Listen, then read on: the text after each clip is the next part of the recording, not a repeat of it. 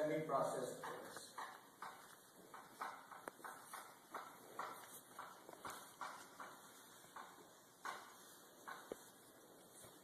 And then from here it gets processed, and then it goes to the United States as processed goods. Processed or value-added goods. There is also exports from the United States to China, and also from China to East Asia. So what we find is that this East Asia's import from China is much smaller than the export to East Asia, of exports of East Asia to China. So this I will put as minus trade balance.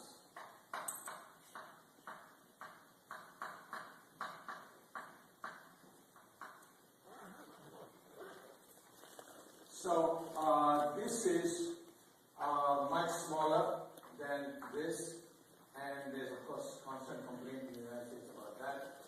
And this is, from Chinese point of view, surplus trade. So the key thing is that most of what China exports to the United States is essentially semi-processed goods coming from East Asia. And then it is sometimes there's not very much more than just putting a stamp made in China, it's Lenovo. Sometimes there may be some more extra work, but essentially the basic manufacturing is done in East Asia, Taiwan, Singapore, etc., and then it goes to China, and in China, value added, the polishing of it, and except for Apple, which refused to allow it to say made in China. I think it says made in the United States, but I don't know if you look at Apple at the back, it will tell you it's a different language. But Apple has insisted on maintaining its brand name, so therefore they were not allowed it, but others have allowed it. And so much of what you see in made in China in the United States is not made in China per se.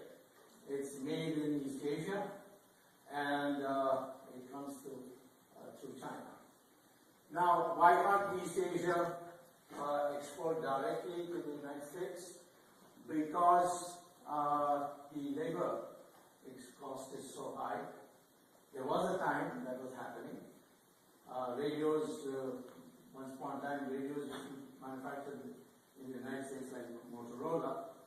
But then afterwards, the Japanese found another way of assembling a radio. They, instead of a big, gigantic, integrated factory, they reduced the overheads by having several stages of production produced separately and then brought together in an assembly.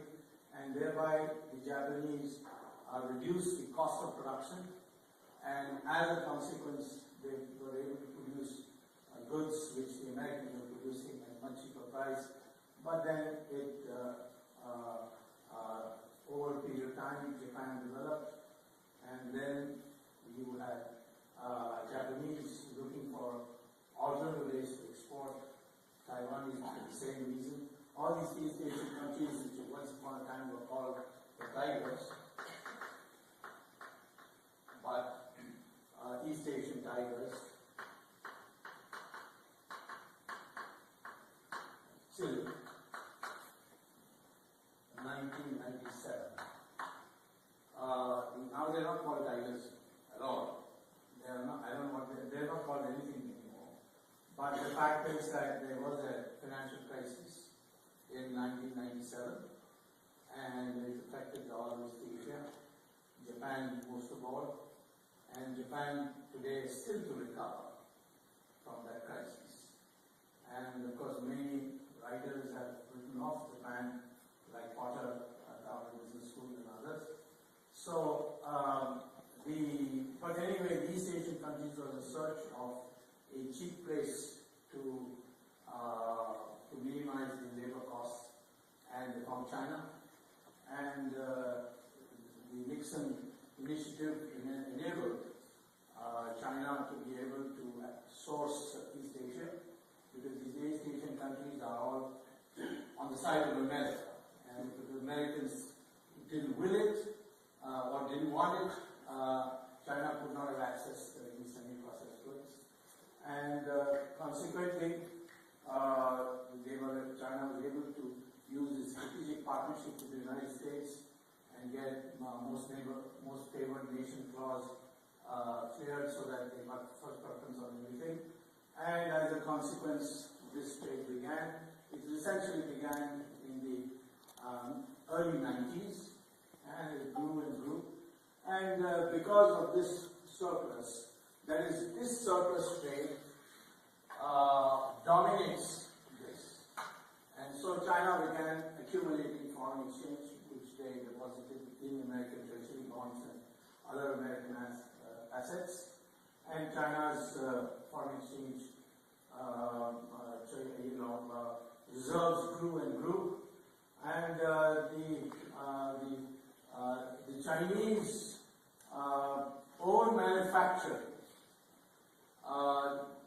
In fact, it would be correct to say that the Chinese manufacturing sector is not equipped today to export the kind of goods that they do to the United States.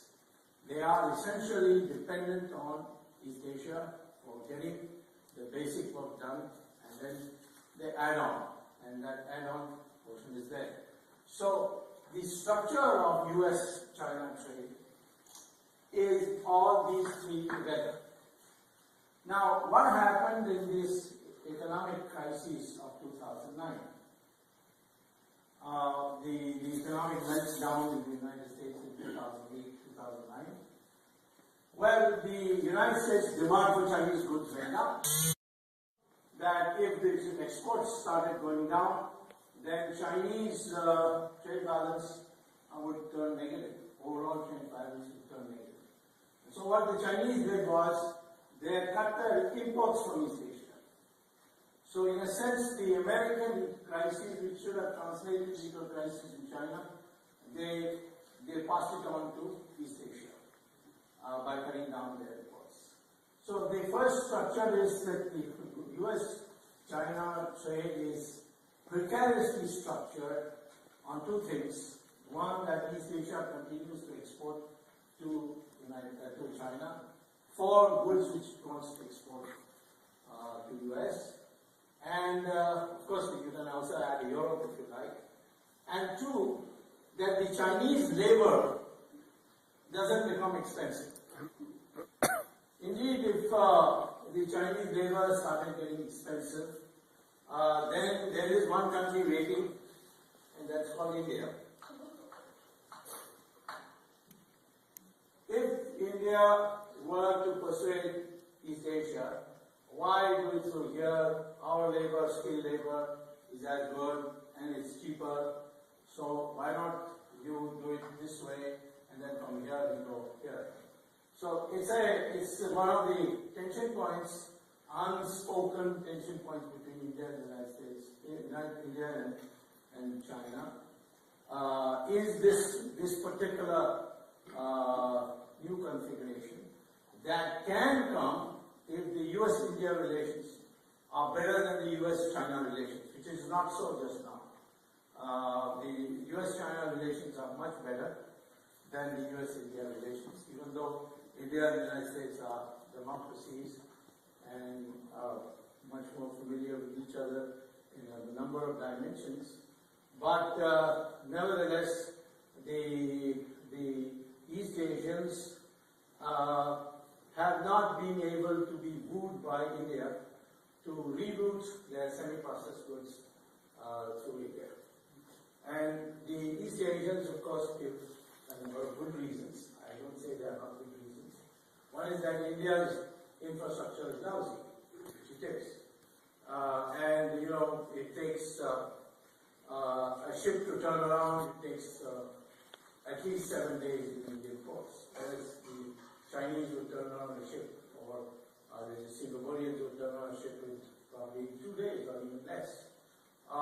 It takes to travel 600 kilometers, perhaps 2 days in India, whereas in China it can be done in probably a quarter of that time.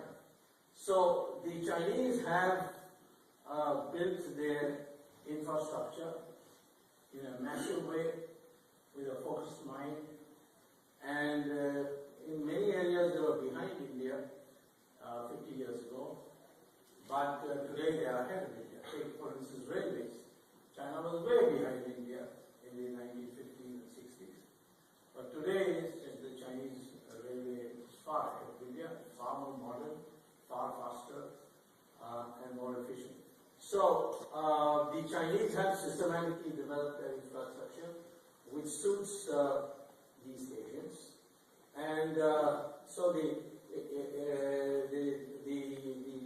East Asians would naturally prefer a less hassle trade arrangement, and India is presently not suitable for them. The second thing is that Indian economic reforms are not as far-reaching as the Chinese economic reforms. In China, provinces can make direct deals with companies and sign up and then go through. And once the basic political clearance is there, everything goes through very smoothly. But in India, because of still the fact that the economic reforms have not reached the provinces, so we still have that old Soviet model system in the where everything is controlled by government. If you want to buy land, you have to get government permission, and that takes a long time. If you want electricity connection, the electricity distribution system is owned by the state governments, the provincial governments, and that's a problem. So those reforms have yet to come, and they have to come. One of these days they must come, otherwise we will not be able to compete in the international global system. But what I would first of all like to say is that if this arrangement is disturbed, it's going to have a huge impact on the global environment, because China is now emerged as having the largest or second largest, I think Japanese are still number one, second largest foreign exchange reserves. It's it's a member, already permanent member, veto holding member of the UN Security Council, and if that trade gets disturbed, I think it will destabilize China completely. It put China in a very, very difficult position. Of course, the Chinese are aware of this, so they are now have been talking for some time about what they call as relocation and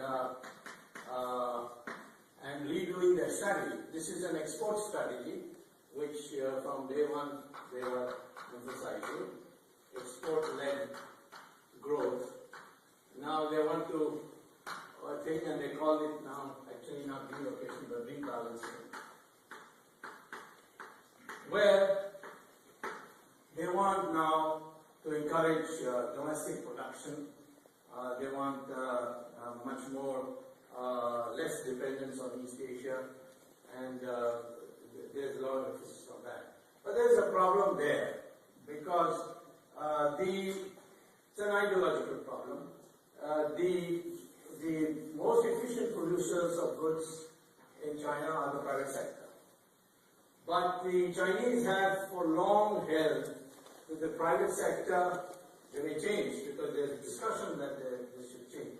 But they have long held the view that the private sector in China must not receive funding from the banks. in China. They must make their own arrangements through family and so on. They do not from the family, but they make what is called the grey market arrangement. So the private sector is stifled, and the logic, I think, has been articulated is that if the private sector were to grow, and they grow very fast because they are more efficient, there is more incentive, and these big public sector organizations, many of them are still living in 30, 40 years ago, and they make losses, and whatever loans they get from the banks, they don't pay back.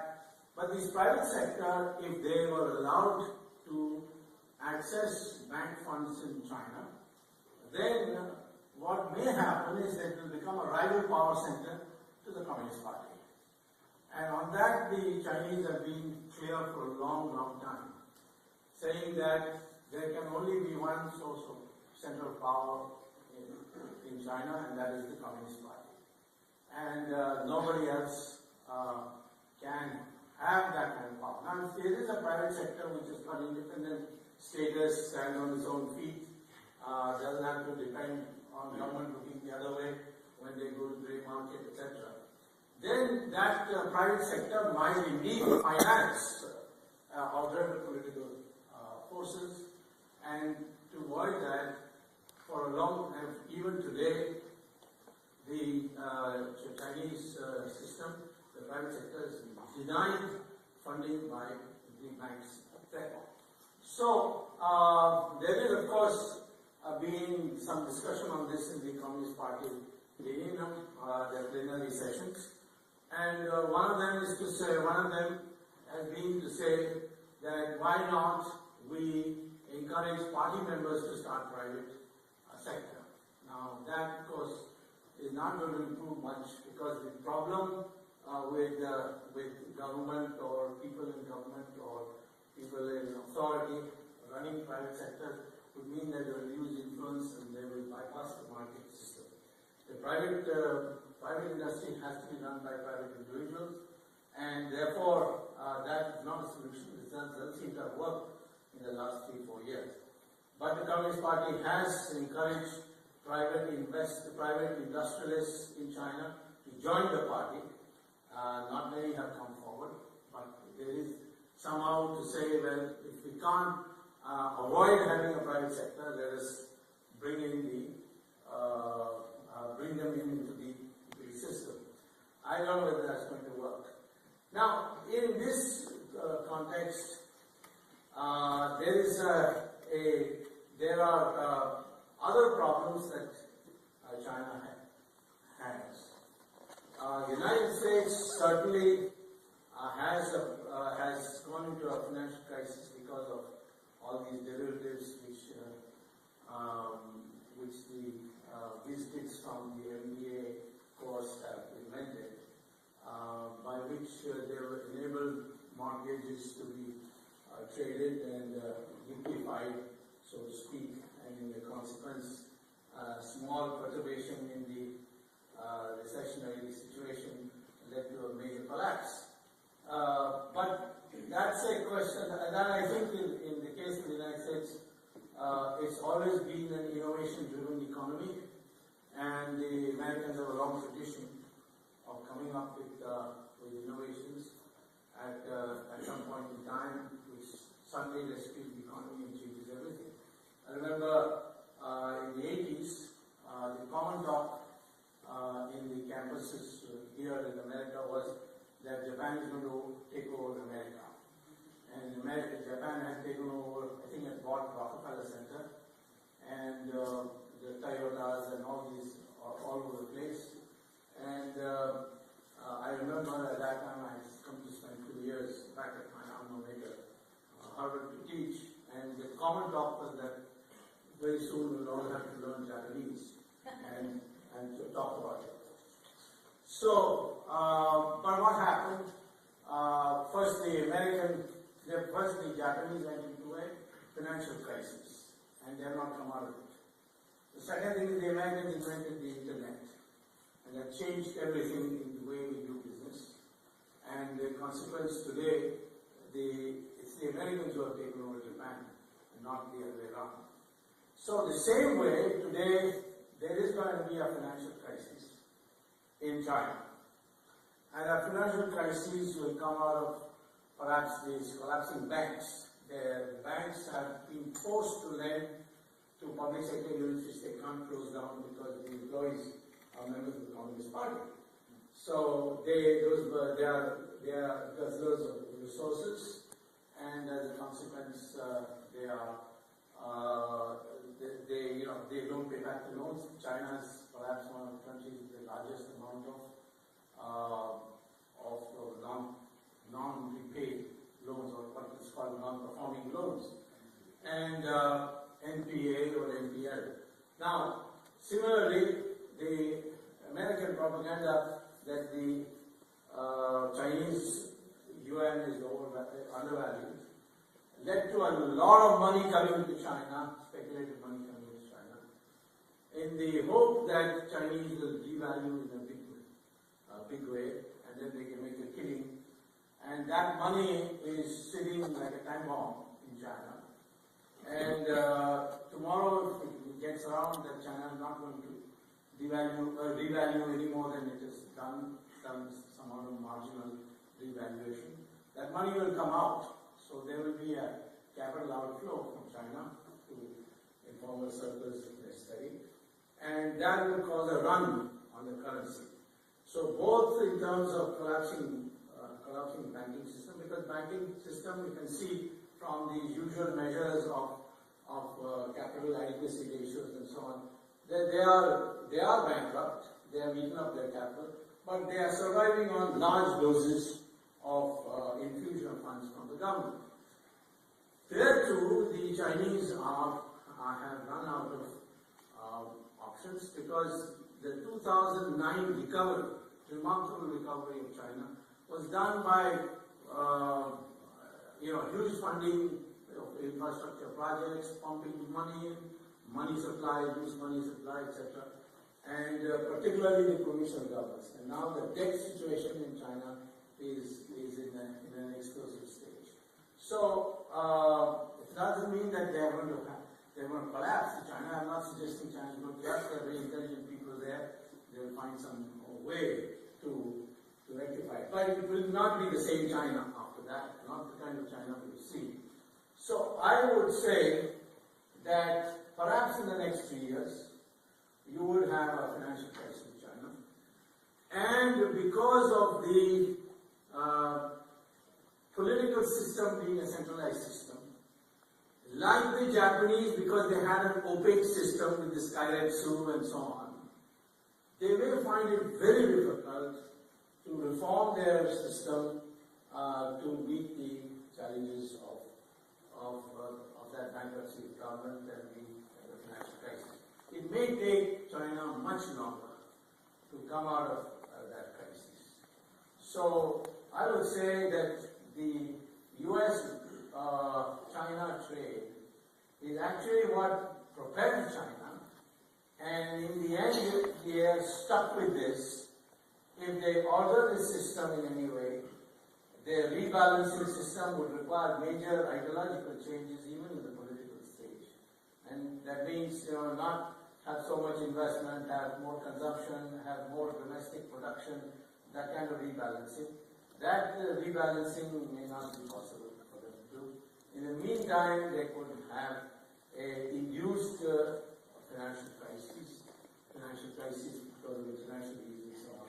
So I would think that this would put China in a very great difficulty, and that financial crisis, for it to rectify, will take considerable amount of time. So in brief, this is what I want to say, and if you have any questions, you have to answer.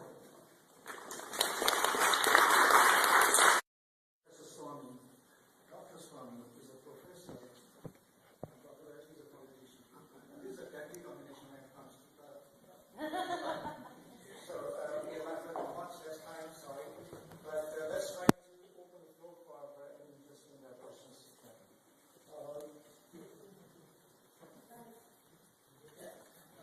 Only two questions for you.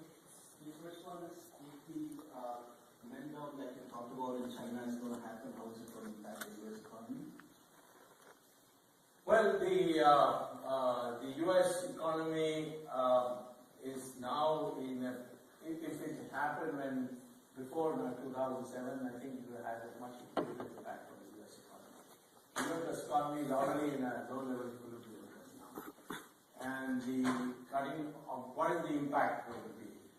The Chinese cannot withdraw their foreign exchange from America because the dollar will collapse, and that would mean that the value of money that China would be withdrawing would be worthless. I mean, it works both ways. That is, people have been talking about how China can blackmail the United States on the exchange thing.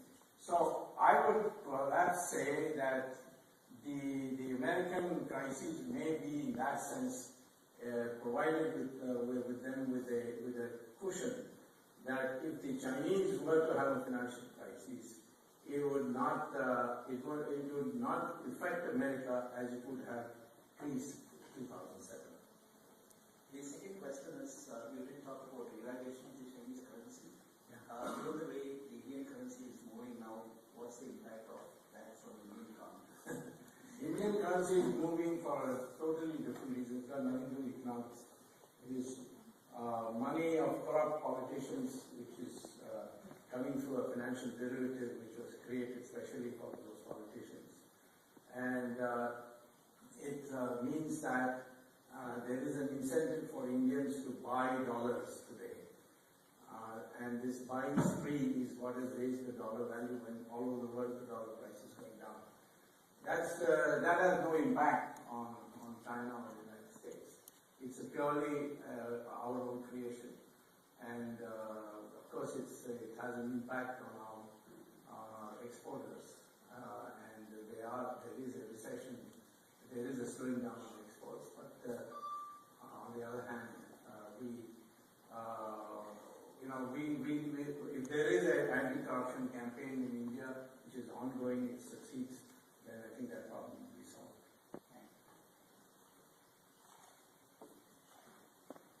I know there are many questions, but I think given the time constraint, I think I will ration the question to one only, please. So there's another time bomb in China, which is the demographics, because of their policy of one child. How is that going to play out in the next decade? Well, they have, you see, having a young population like India, India's average age of an Indian is 28, whereas the average age of the Chinese is 37. The average age of Japanese is 50. The Japanese have a problem, the Europeans have a problem, much bigger problem. But the Chinese education system has prepared for, I mean, now they are 1 billion or 1.2 billion people, so even if it's 37% average age, there's a large number of young people. And they have now streamlined and vastly improved their education system. Unlike India, which has got a huge demographic potential through the fact that 70% of the population is below the age of 25. But there is no educational system to match that unless we manage to do it in the next year, but it's not able to exploit it, at least presently as its situation. And China has much less potential, but then it has got its education system completely revamped and ready to move on to innovation.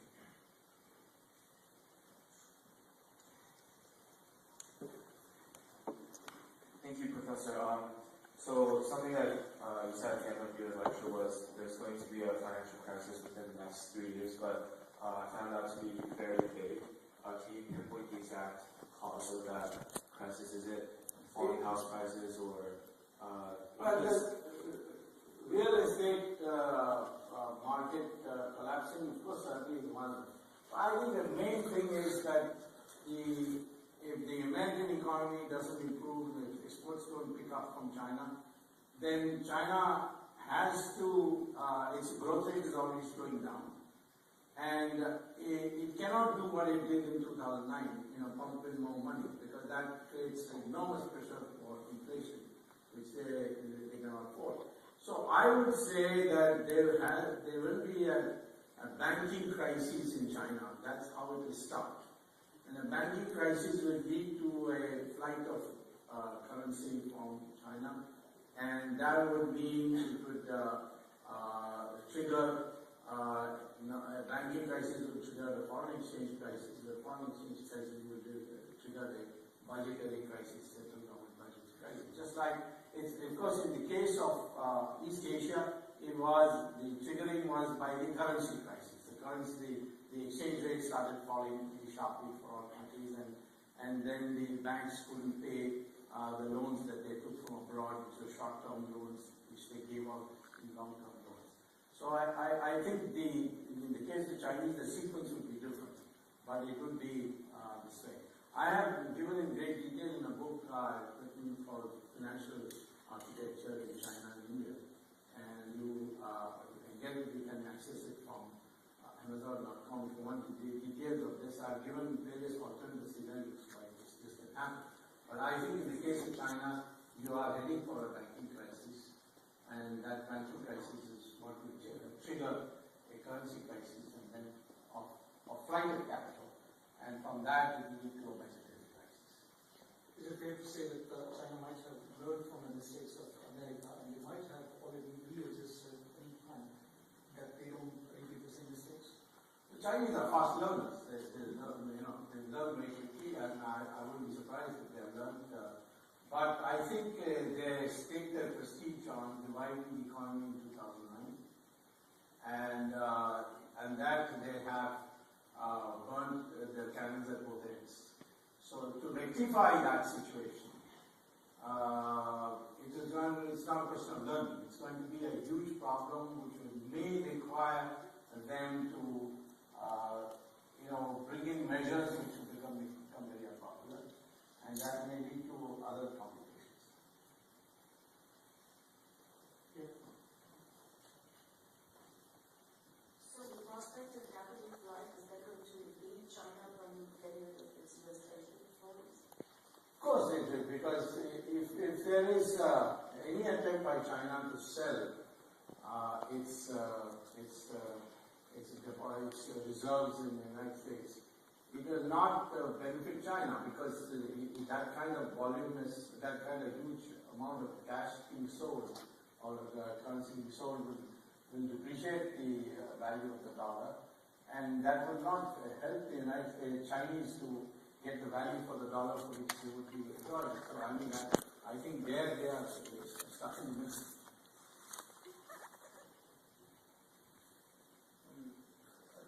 I noticed that you say that the Chinese are stuck.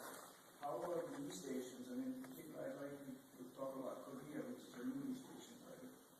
Well, they have an option, they can go to India. They are people who are producing modern technological equipment on a knockdown level. They can always find alternative markets, alternative labor places, and I certainly think that if in this next 3 years India were to bring in major reforms and change its infrastructural position and the bureaucratic hassles, I think East Asia would have an alternative route to produce exports the way the Chinese do for them. But I can't see how the size of most of these economies are such that the impact on them for not being able to sell to China, I think it will not be that kind of a serious impact. Of course, it will have some impact, but will be a serious impact. Talking of this oil trade too, China certainly has the price tag on cheap labor. No. The Indian labor is skilled labor is cheaper than China's. But aren't we losing that edge under the way the cost of living in India is becoming exponentially high? No, it's the difference is enough. Even China has inflation, and some of it may not be manifested, but it has costs are going up. The eastern coast is certainly now become almost a developed area of the world, and I think that and then you will find that we in India are, for all our inefficiencies, use resources more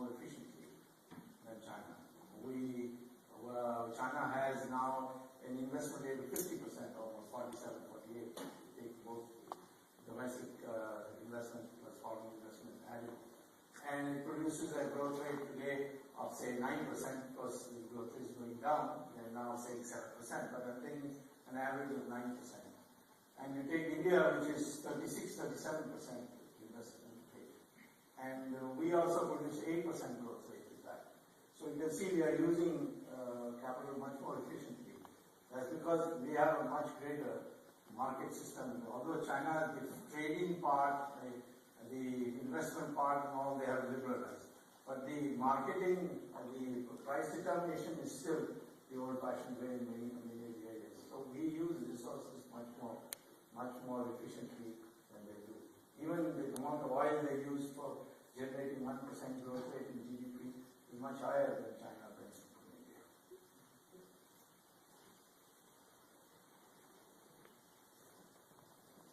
You said that the U.S. economy would be protected from, or relatively protected from the financial crisis in China, but if you're saying that the alternative route is to go through India, wouldn't the lack of infrastructure there cause an impact on both economies of, I guess, the U.S. and East Asia? So I would say it's a high probability alternative. If the Indian route was available, then the Americans stand to gain because they will continue to be able to import things which at low prices.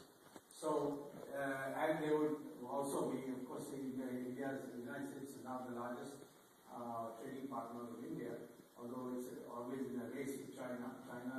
China's trade with India is all buying raw materials from India and selling equipment to India, manufactured items to India, something that India finds very difficult to continue. There is this kind of ceiling. But in the case of the United States, we have trade with the United States in advanced technological items, and therefore that would mean further facilitation of American exports to India, and that would make a big difference to the United States. Dr. Swamy, even though it's slightly off topic, but how far along is India in fighting the corruption and bringing in reforms? Well, we are doing a pretty good job through the judiciary, and in terms of people at the top being caught, we are getting there. I mean, we have reached the minister status. Now we'll have to reach a little higher status, the de facto prime minister status, certainly, and not the de jure prime minister, but the de facto prime minister. And this is something that never happened in India before, and I'm pretty confident that given the mood in the country today, we will be able to bring it down to manageable levels. Talking about corruption, India is not more transparent. You can see Dr. Swamy can raise movement, and it can become visible to the media. How about China? Things are much more closely. Is there corruption there? No, the Transparency International they have objective criteria by which they decide these things, and they put India and China very close to each other in terms of corruption. But there is a difference. You see, in China once you give corruption at one level, and then after that everything is smooth and no problem. In India, you will find problems all the way down at every level. So it's a much less efficient corruption, if you want to call it, than China. If a banking crisis were to occur in China, the problem with the public sector, how to affect how to regulate China, just get clean limit further lower the costs? Yeah, well, that's the embedded political problem, that if indeed you have a banking crisis and then that requires many of these 1950s, 60s Soviet vintage public sector, or what the Chinese call the state-owned enterprises. If they have to close down, then essentially you will have a large number. I think the total employment even today in public sector of that kind, which are bleeding, which are making losses, is perhaps 100 million workers. And if that were to close down, China would have a huge social problem. And there have been demonstrations around China at various levels. The Chinese government themselves report close to 100,000 demonstrations in last year. So I think there would be a consequential political problem that will arise from the banking crisis. There was a man that Sergei Glasiev, who Minister of Foreign Economics under Boris Yeltsin, who wrote a book titled Genocide, Russia, New World Order. He talked about how they get together a bunch of financial oligarchs in Russia who buy out the post office for things that rightly belong to German people for 700 years. Our post office was bought out primarily in 2002 when they changed from a USPS.gov to a .com. These people who control the central banks control everything. It has to be put back in the hands of the people instead of the central bankers. Well, would that happen in China, or do you bring that as an experience? Well, this is what happened in Russia. Sergei Glasiev spoke, but they stole our post office also from us in 2002 because the USPS.gov changed to a .com at that time. Okay, thanks. That's interesting.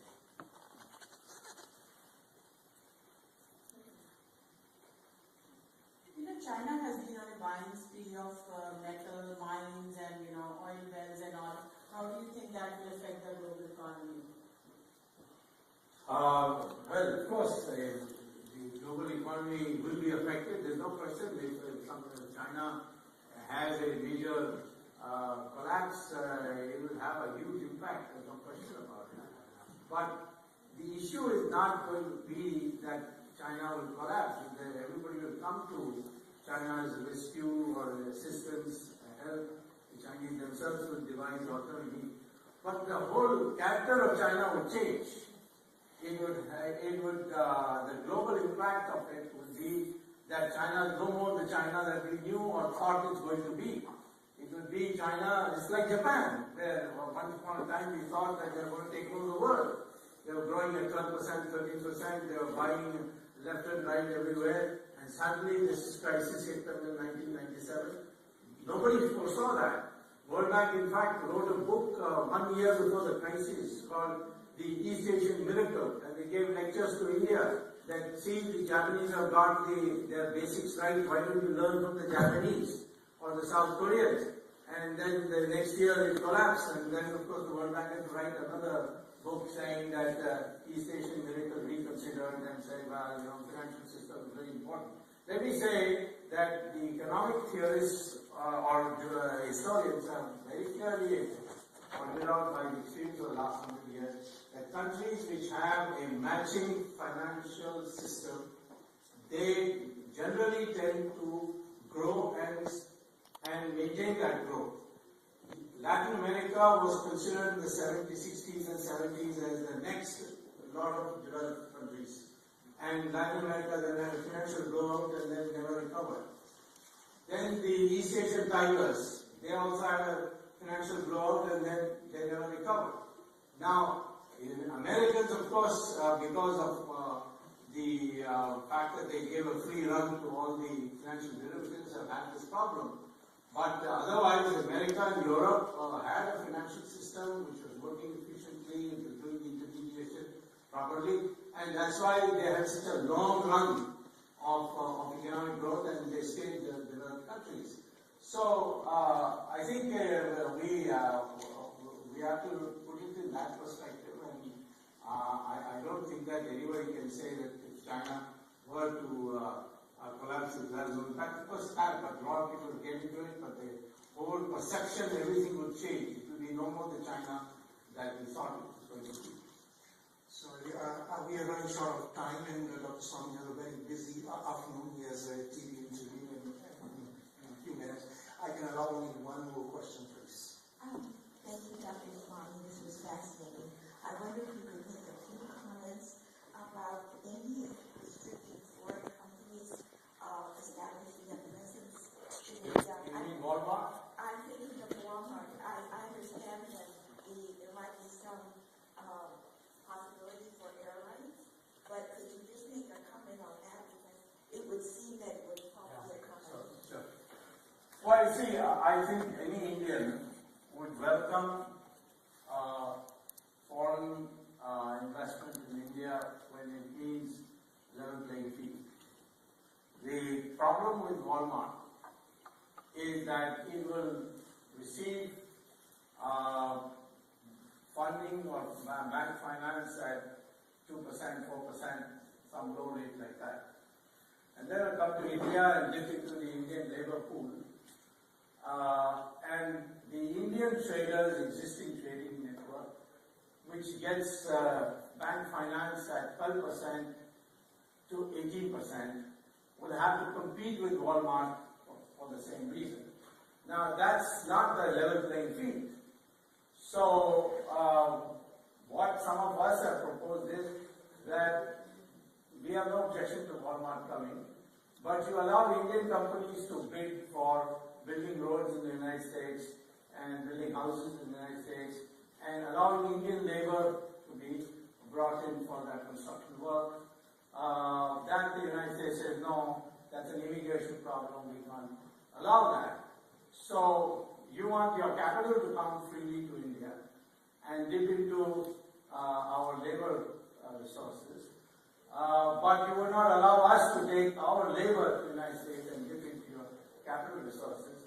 I think this shows that the foreign investment plea of yours is purely based on your self-interest. It's not a arrangement by which we can compete with each other, either by the overall competition of we competing in one place in a preferred way and you competing in another way. China can have Walmart because they destroyed their trading network. And so, therefore, they needed a trading network which Walmart provided. Whereas India, we don't need a trading network. We have an ancient trading network which is all over in all the villages. At one stage, Mrs. Gandhi tried to nationalize trading in India. Then she, 1 year later, begged to be forgiven for making that stupid mistake and denationalized. The only thing she ever denationalized was trade, because we have an ancient trading system, an ancient tradition in trading, and that trading system is very efficient. They work on very low margins, and to put them on an unfair competition with foreign direct investment, we can't allow that. Incidentally, the government may allow it because the government is weak. They can't stand up under the pressure that is being brought on them. But I think most thinking Indians would oppose Walmart coming in the present dispensation. You change your attitude to our labor coming to your country, we'll change our attitude to capital coming from the United States. I know Dr. Swamy is a living, walking, talking encyclopedia on many subjects, but given the time constraint, we cannot contain this genie into a small bottle, so we have to stop it here. And I'd like Dr. Rajalakshmi to say our last few words, please.